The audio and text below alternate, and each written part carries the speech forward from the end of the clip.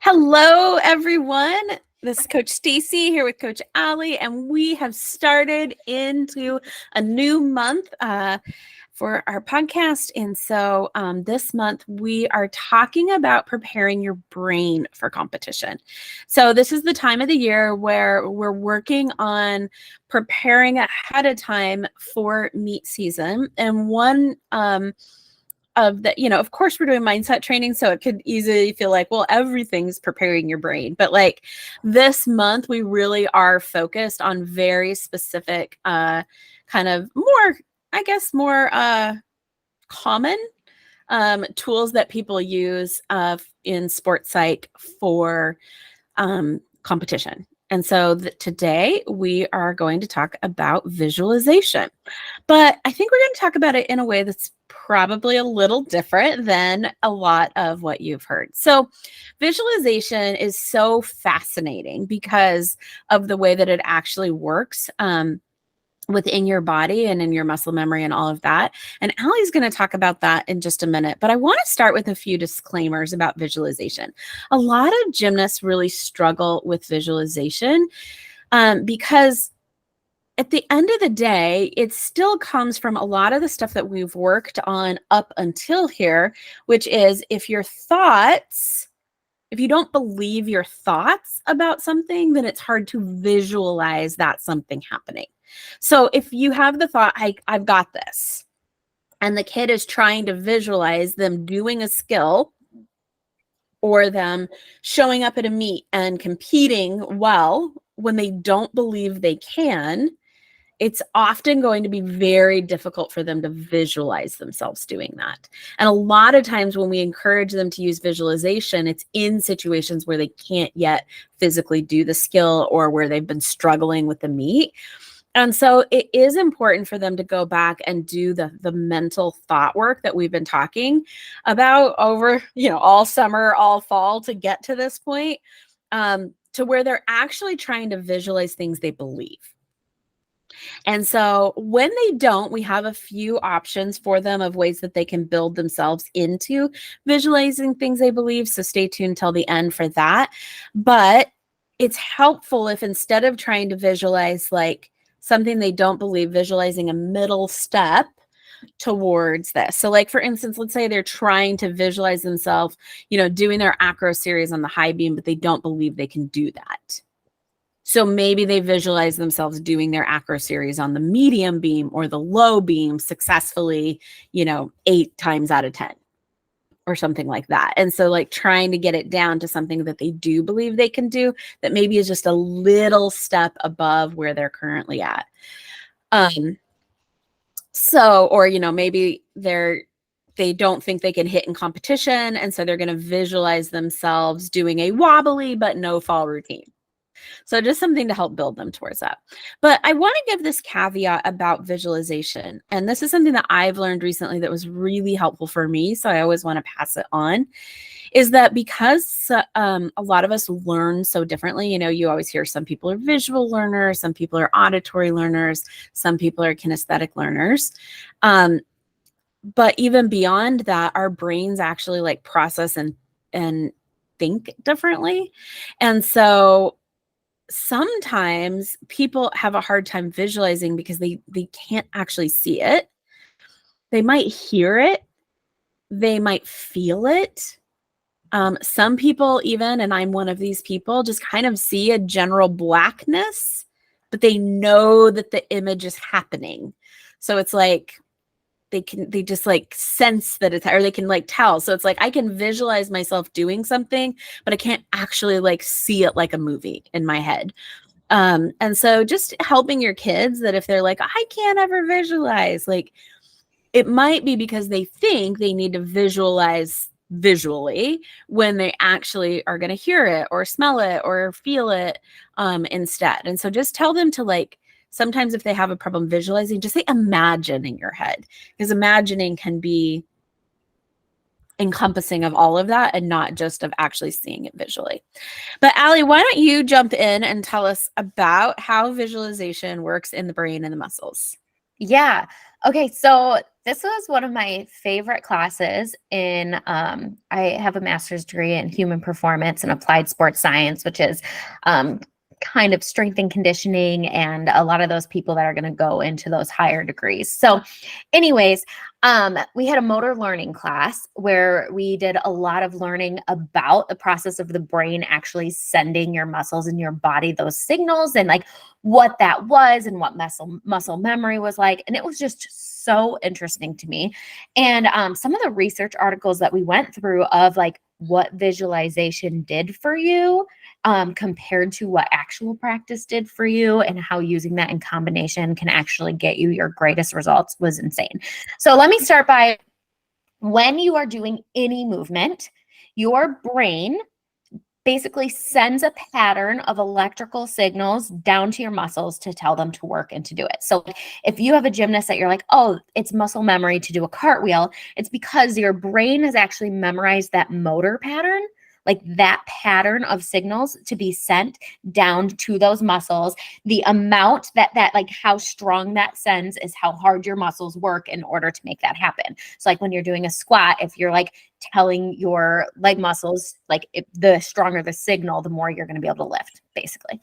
Okay, so what happens when you visualize is when you can actually tap into visualizing, your brain is still actually sending that exact same motor pattern of signals to your muscles, just at such a small voltage that it doesn't actually make your muscles do the thing. So the same motor pattern is being sent while you're visualizing as when you do the skill, just at a much lesser tone.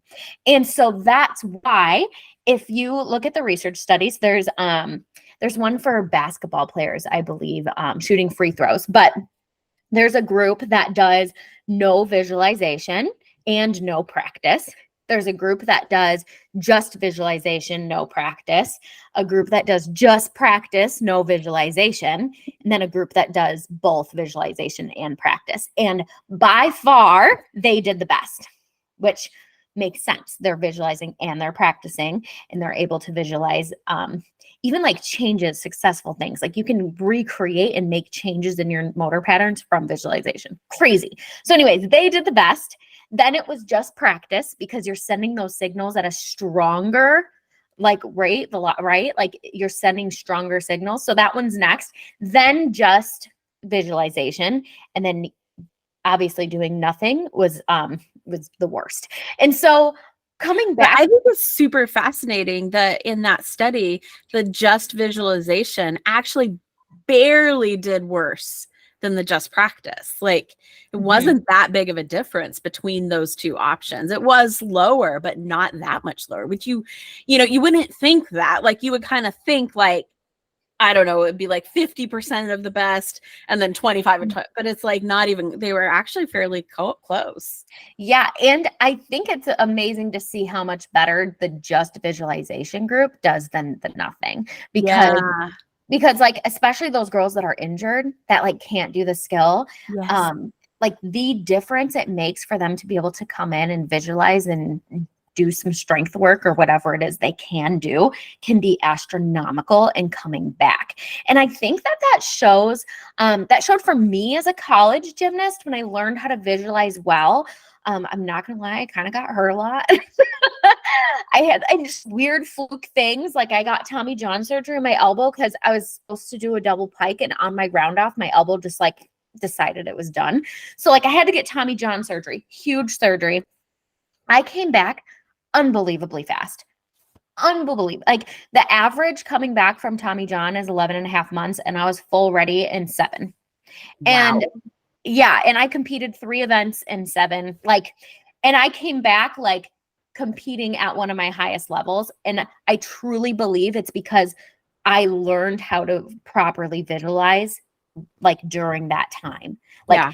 I didn't know coming in how to do that and how to do those things. So like, I mean, one, I had good PTs and strength and conditioning. Like obviously I did all that too, but I still went to practice every day. I still visualized. I still did those things. And the comeback from that is incredible. And so then learning that later actually about how much that changed, like how I actually continued to use those, because if you don't use it, you lose it kind of thing. Like I mean, what happened is I am using that motor pattern that entire time rather than just letting it dry up and then having to reignite it again. And so it's just a really cool process of like how big of a difference it can make to just use it and use it and use it, even if it's just visualization. And so that's why I'm super passionate about this topic, because I do think that when gymnasts think that like, I'm not good at it and I can't do it. I mean, it is true too, that if they are visualizing themselves falling, that's not helpful, because then they're like using a motor pattern where they fall. So like, yes, there's a learning curve, which we'll talk more about, like how to get there, like to help them visualize properly. But like learning that tool to me is just as important as learning the skill, because it's just going to exponentially keep improving them. Yeah, love it. You know, I'm usually the one that geeks out in the science. It's fun to see you on that end. The muscle leg. Yeah, I know I get all nerdy in strength and conditioning. I love it. I love it. Well, and so there's a couple different ways to apply this to this time of the year. One is those kids who are, you know, injured, who are trying to get back. This is really great to use. A lot of times it's like, what do I do with them when they're in the gym? So, you know, giving them reps of, I mean, there's a lot of injured gymnasts that we work with, and we give them these assignments and they don't do them. So you as the coach, getting them in the gym and being like, all right, you got to go visualize 10 routines, you know, and giving them or maybe even like doing the same numbers for them, but it's all visualization. So, okay, you got to make 3, you know, like whatever your assignment for the rest of the group is, they still have the same assignment. They just need to do it visually, obviously. But another way to apply it is to begin practicing for meets. So one of the ways that you might do this is we're gonna throughout the month actually craft like a meet mindset routine. And so beginning to create a routine in their head that before they get up and do their show, so it's like if they're verifying right now or they're doing that, you know, that they also need to actually visualize their entire routine in their head successfully before they get up and do one. So you can just begin to teach them that practice, that while they're waiting to go, they actually visualize successfully completing their routine. Another way that you can do it, though, is just like on completing the skill and having them work on visualizing getting a skill that they might be struggling with. And so one of the things that we like to do if they are struggling to get the skill and they're struggling to visualize themselves is we talk about visualizing from the outside in. So first, we have them start by visualizing somebody else that they know can do it. So this might be a famous gymnast. This might be, you know, another teammate. This might be, you know, but they're going to visualize someone else doing the skill that they're struggling to do. Well, let me just add in here, if they pick someone like a Simone Biles, this next step can be difficult sometimes. Like if they can pick somebody that can like look like them and maybe like you don't think is the end all be all, can do everything in the entire world and is impossible to be that person. It can be yeah, because someone is like, it's Simone Biles, but she's my favorite, but she literally can do anything. And so like they almost see them as like a superhero, and then that's not realistic for them. And so helping them pick someone like, even I'd say like an upper level in the gym, or someone who has graduated, or at a college that they want to go to, something like that can sometimes be more beneficial. Yeah. Or even other elites that are more like in their wheelhouse of strength. So if, you know, if they're a bars kid, picking an elite who's also a bars kid can be helpful, you know? And so you might be picking that elite to visualize them doing vault, and their vaults aren't great, but they're also probably more on par with the body type or the, you know, that kid. Now, of course, they get to pick who they want to pick, but picking somebody and visualizing that somebody doing it, but then beginning to change where you're visualizing that somebody doing it in their gym or in your gym. So we're having the kid visualize, you know, someone doing it in your gym, and then visualizing them doing it in your gym, in your competition Leo or your practice Leo, and then in your gym, in your competition Leo, with you, the coach, spotting them and like really trying to get them like where they're in there. Then the next step is to begin transforming that to visualizing themselves doing it as if they're watching them they're watching from the stands. So I'm the gymnast, I'm watching myself, but I'm like watching myself from the stands. So it's a little bit more removed. It helps it be a little more further off, not as personal. And so then the third step is them visualizing like they're wearing a GoPro. So now they're visualizing themselves being in the moment, hearing what they hear, smelling what they smell, seeing what they see, and then they visualize themselves doing that. We also use this a lot with, we just last month did our 4 F's overcome fear training. You can go back in the podcast and actually listen to that whole thing, but we actually do this. I use this a ton with, okay, I want you to stand there. I want you to visualize I'm feeling fear right now.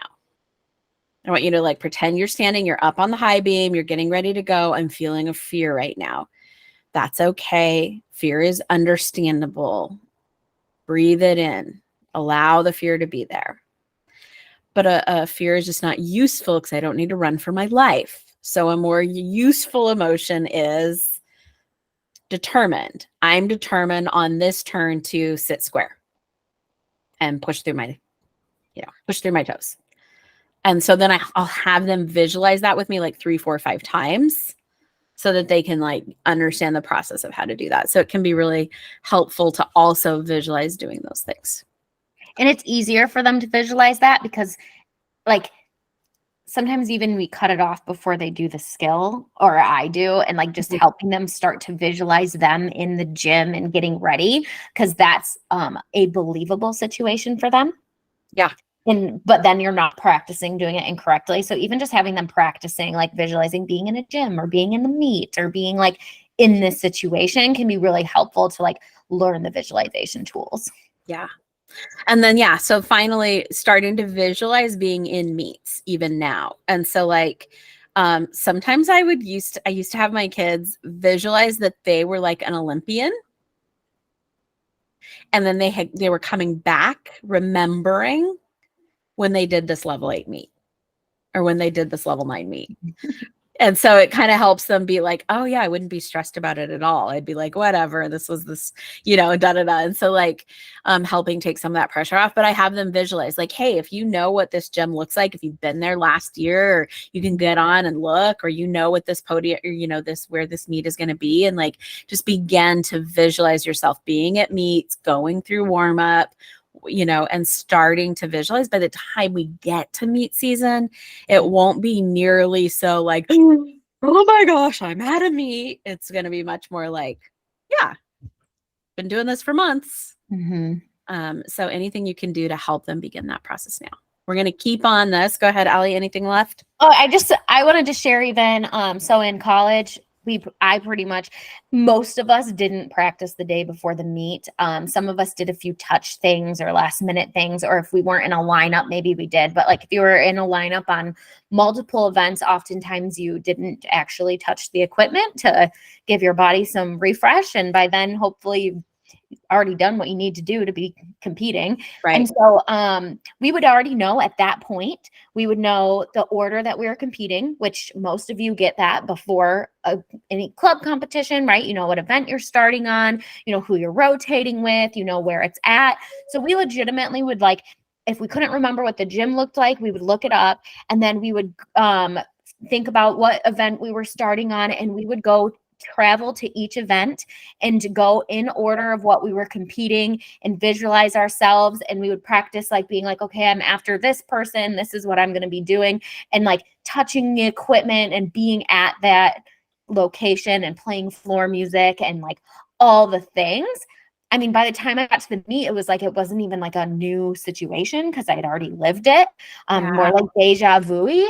And so like the more that you can even like encourage that, like, okay, like we finished our practice for the day. Before you leave, I want you to, this is your gym, this is your rotation, go to each event and visualize yourself hitting on each event in order in this location as well as you can. And like practicing that it's amazing what it can do.